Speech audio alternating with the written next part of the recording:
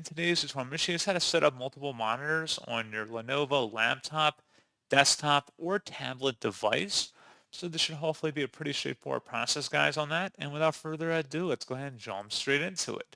So first thing I recommend doing would be if your monitor came with any installation media, whether it's on the manufacturer's website or it came with a USB flash drive or DVD, I'd recommend just installing that on your device and walking through those on-screen instructions. That's usually the best way to ensure compatibility.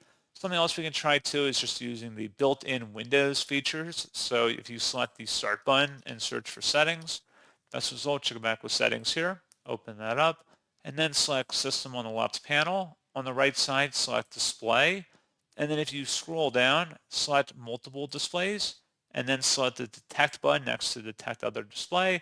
You can customize your display preferences here, and you can also select Advanced Display to customize even further some of your refresh rate settings or dynamic refresh rate if you choose. And that's pretty much it.